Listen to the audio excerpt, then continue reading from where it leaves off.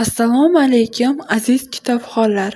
Bugun biz sizlar bilan Abu Ali ibn Sinoning Tibb qonunlari kitobi haqida qisqacha ma'lumotlarga ega bo'lamiz. Bu kitob tabobatga bag'ishlangandir va 5 ta kitobdan iboratdir.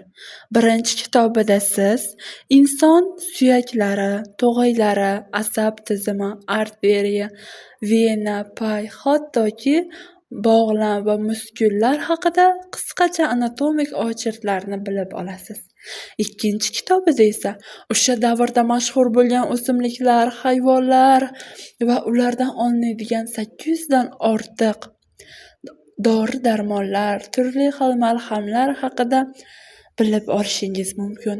Muallif, ya'ni kim Abu Ali ibn Sino nafaqat O'rta Osiyo, balki Yaqin Sharq, Hindiston, Xitoy, Yunoniston, Afrika, O'rta dengiz atrofi va boshqa joylarda keltirilgan ko'plab dori va moddalarni ham ko'rsatib o'tgandir.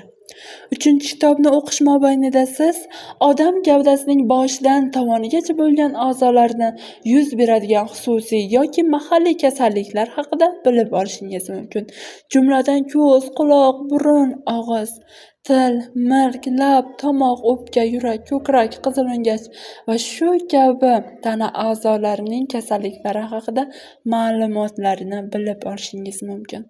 To'rtinchi kitobda esa kishi a'zolaridan birontasiga xos bo'lmagan umumiy kasalliklar haqida bayon berilgandir.